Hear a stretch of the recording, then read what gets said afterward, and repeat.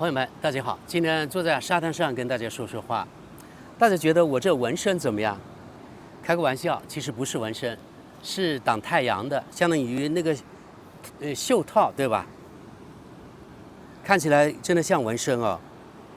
好，那今天咱们的话题呢，主要是讲最近呢，特朗普或者说美国政府吧，对中国从4个方面进行打压。我发现美国不把中国灭亡，它是死不瞑目的。前段时间，中国刚与美国在瑞士的日内瓦达成了所谓的关税协议，然后昨天，美国这个总统特朗普突然在他的社交媒体叫真理社交上面又发文说中国违反了这个协议。他怎么知道违反了？有什么证据吗？对这种协议，到底谁不遵守？我想大家都明白。如果是说违反，绝对是美国自己，而不是中国。可以说这是血口喷人呐，欺人太甚了。说欺人太甚呢，其实还有另外4个方面。因为最近刚才说了，美国从4个方面对中国进行打压。第一个方面就是芯片断供。原来比如说 H20这个芯片，也就是英伟达的芯片，对吧？还给中国出货，相当于呢是阉割版的一个芯片。就性能没有原来那么高，就是因为美国不允许嘛，而现在连这个芯片也不供应了，全面断供。不仅如此，甚至呢，美国可以说这个世界霸权他做惯了，他根本不知道什么能做，什么不能做，他管得也太宽了。美国政府说啊，全世界其他国家都不能使用华为升腾910芯片，这 AI 芯片应该性能非常的不错。因为美国说你全世界其他国家都不允许使用，这是什么权利啊？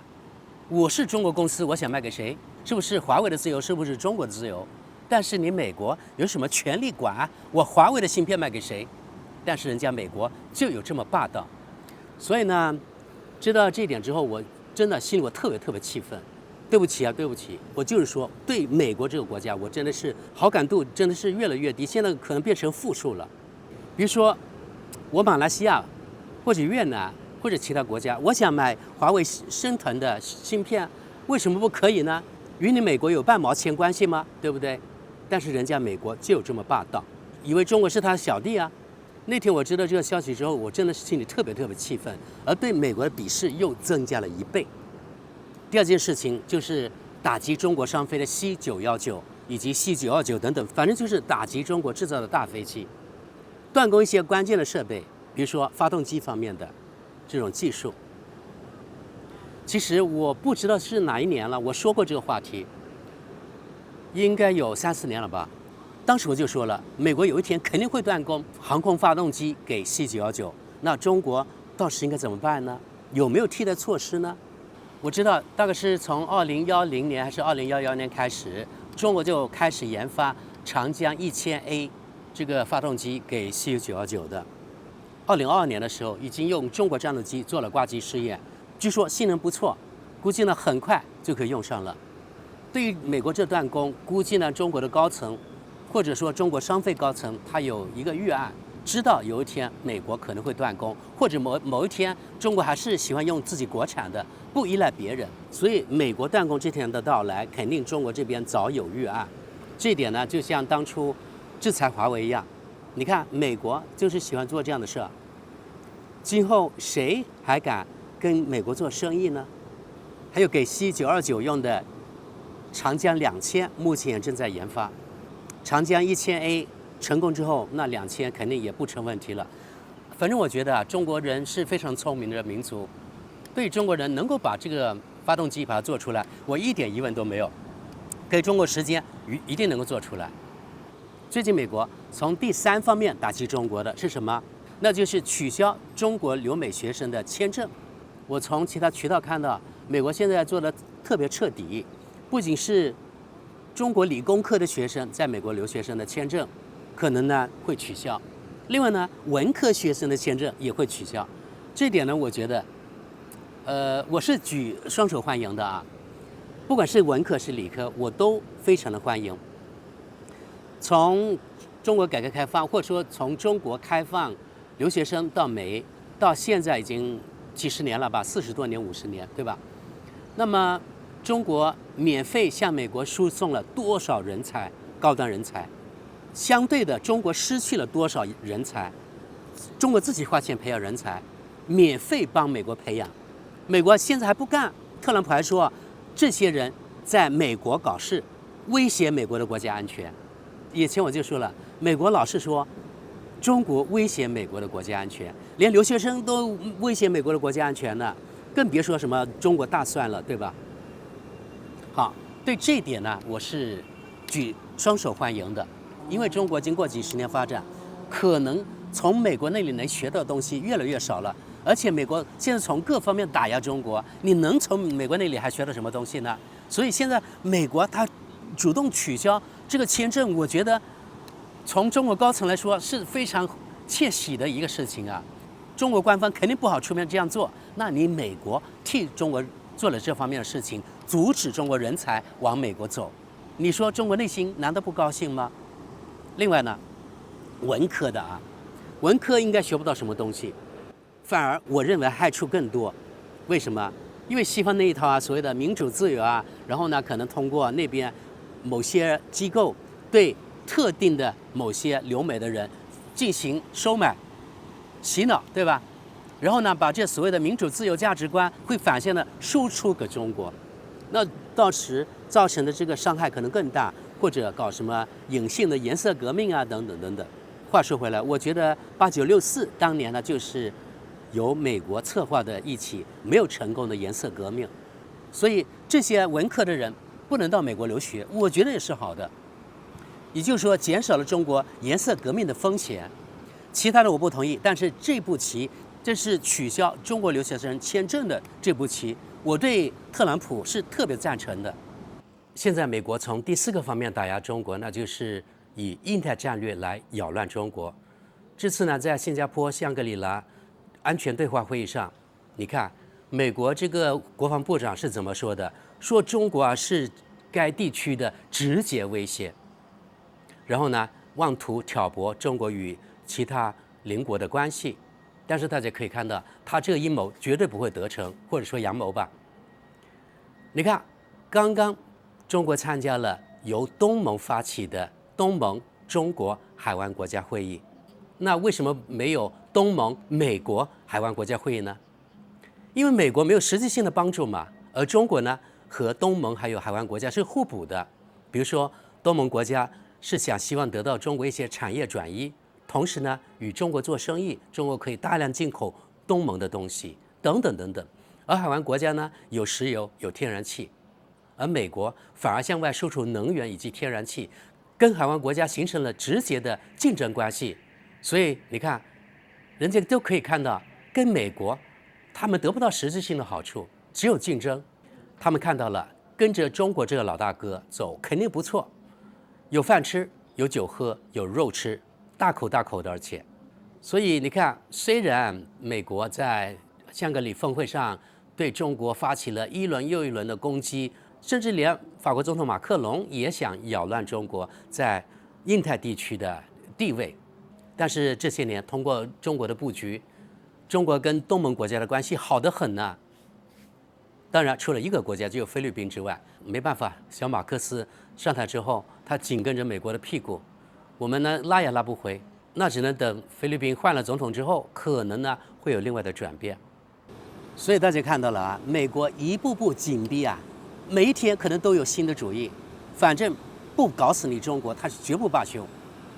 那中国现在应该怎么办呢？难道失去美国市场，失去西方市场，中国就活不下去了吗？我不觉得。首先肯定是拓展全世界除了西方国家之外的其他，大概除了中国之外还有60多亿人口，这个巨大的市场，中国完全可以做到。因为中国出口到美国的比例大概是占中国外贸总额的13%到15%左右，这几千亿美元可以慢慢消化掉。因为呢，中国可以与其他国家搞好关系啊，中国可以通过“一带一路”培育这些市场啊，让其他国家发展起来，人家购买力更强了，进口中国东西也就更多了，对不对？这个我觉得从长远来看，绝对是好的一招。你看，美国从各方面打压中国，但是另一方面，中国也可以打中国的牌，制裁美国，打压美国呀。那最好的就是稀土了。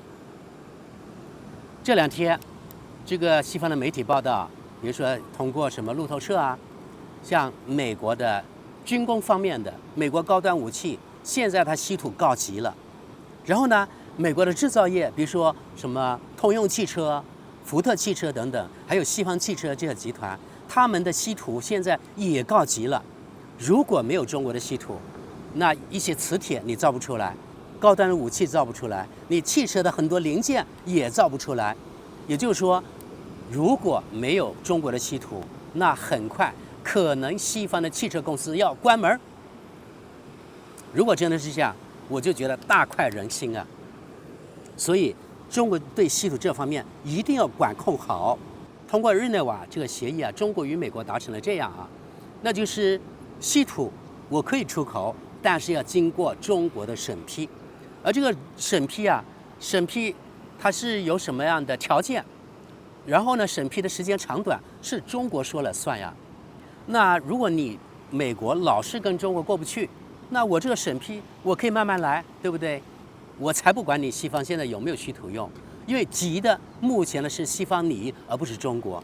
反正对中国来说，一年出口到西方的这稀土，它的价值也没有多高，好像也就是几亿美元，也就是几十亿人民币，这毛毛雨啊，对吧？但是这个稀土它的作用那就大了，所以打稀土这张牌是绝对非常明智的，一定要好好的打，让西方感到痛。因为以美国为首的西方，它首先是对中国打各种各样的牌，关税战、科技战、贸易战等等等等，对吧？舆论战那就更不用说了。是你美国啊，还有你西方啊，要与中国脱钩，那这样的话，我中国完全可以不供应稀土，反正对中国也不痛不痒，多也不多呢，几亿美元，少也不少。这次来加勒比，来南美，我发现啊，中国的产品在这方面还是大有可为的。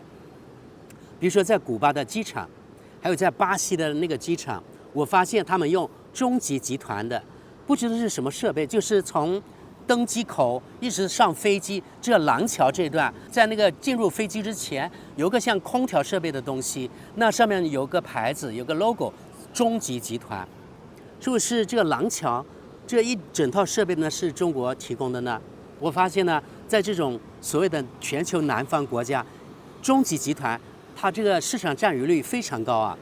像这个东西打入西方市场，打入德国，我觉得比较困难。反正在西方国家我没有发现，反而是在发展中国家我发现了，这是一个例子啊。第二，比如说在巴西，我看见有不少奇瑞汽车，都是呢车型比较漂亮，是比较新的。然后呢，我发现少量的比亚迪，就表明中国的汽车现在也慢慢进入巴西市场了。连巴西这种国家，它自己呢产业其实在所有南方国家当中还是不错的，但是它也进口很多中国的东西。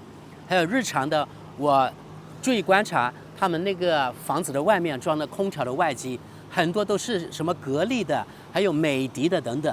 像这些东西，它的附加值不是特别高，但是这种东西卖一台就有好几百美元呢，这不少了，总比你出口什么1斤大米或者1吨大米，它的利润更高吧？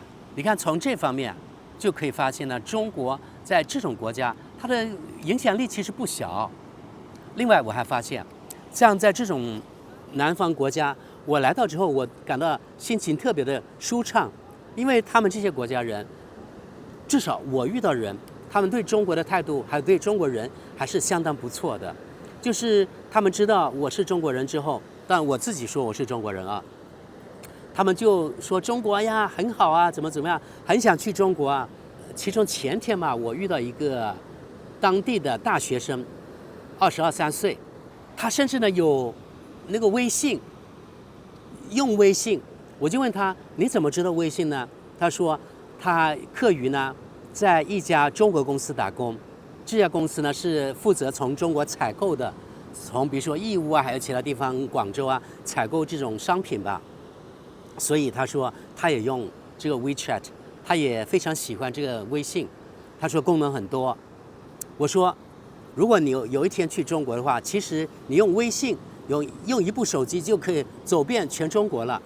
他感到不可思议。我说真的是这样，比如说坐地铁啊，买高铁票啊，你就用部手机就可以了。他感到将信将疑哦。然后他说他特别喜欢去中国，但是现在呢，对他来说太贵了。大概他说可能机票啊，大概至少要1000欧元左右，也就是他们当地的货币6000多块，相当于他们普通平均收入的2个月左右吧，或者2个多月、3个月。而他是学生，他说太贵了。我说今后你肯定会赚很多的钱，今后再去吧。然后呢，我告诉他一个好消息，我说从今天开始，从6月1号开始，中国对巴西的南美的5个国家免签了。他开始不知道，我告诉他你到中国去不用签证了，他也感到很高兴。他说今后呢，我一定要去中国。你看，像这种国家的人，他对中国是一种友好的态度，甚至是一种仰视的态度。我就觉得来这种国家消费啊、旅游，就感到特别的舒心。所以现在我在其他的那个节目也说了，我不是特别喜欢去以美国为首的西方国家呀，对中国态度又不好，而且又死贵，性价比又不高，在这里花钱我非常乐意。而且我发现呢，这里打的，我打了很多次之后，我觉得它那个网约车跟中国的网约车的价格其实不相上下，只比中国的网约车，特别是距离比较近的话稍微高一点点，可能高3-4成左右。所以我从德国过来的时候，我就感到这边特别的便宜啊。比如说昨天我就打的网约车，到了大概5-6公里的一个市区的市中心的地方，它是联合国文化遗产的一个地方吧，非常的漂亮，所以我就去了。我看了一下，大概有6公里，如果是坐他们当地的公交车，要5块多。你们知道吗？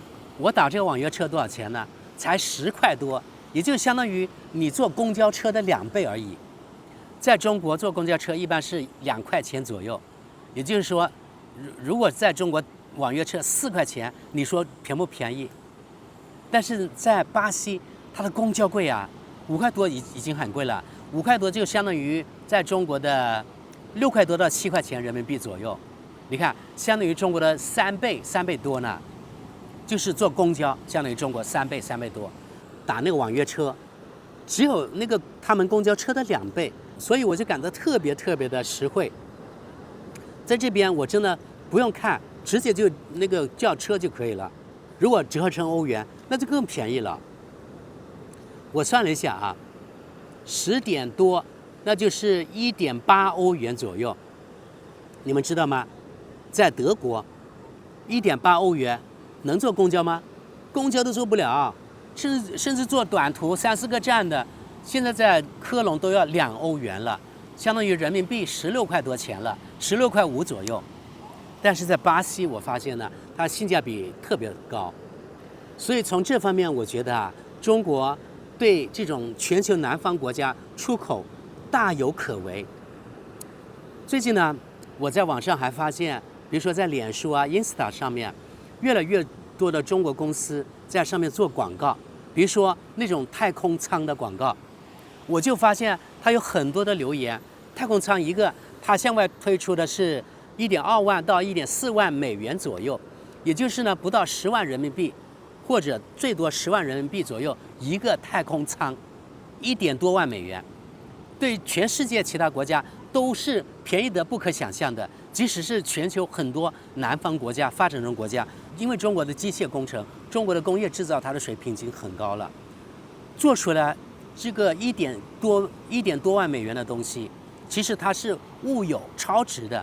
所以下面留言的人非常多，问怎么样把它运到我们国家去？这运费多少钱？怎么样？就是很多国家人想买这种太空舱，那就表明像这种产品。这是一个例子啊，它的市场大有可为，全世界几十亿人的市场向中国敞开大门啊。当然，在美国打压这几年，肯定对中国来说是比较难受的。中国的经济也受到很大影响。不过话说回头啊，现在我认为全世界都是比烂的时候。虽然中国现在这几年经济不怎么好，但是全世界其他国家其实也不好。德国就好吗？德国这几年都是每年负成长的，倒闭的倒闭，企业出走的出走。只不过呢，我们中国人那些被涉及的人，他没有出过国，不知道世界其他国家的情况，总以为只是中国一个国家的情况，其实呢并不是。真的现在都是全球比烂的时候。比如说我吧，我的收入要比疫情的时候低了多少？你们知道吗？我现在只有原来的1/4左右，我差不多活不下去了。但是没办法呀，你要接受这现实啊。所以呢，我觉得每个人只要你努力，我相信呢总是能够活下去的。这几年紧要的是渡过难关，然后呢，我觉得就前途更光明了。好的，朋友们，今天的节目就到这里。我不知道你们怎么看。在巴西，我向大家说再见。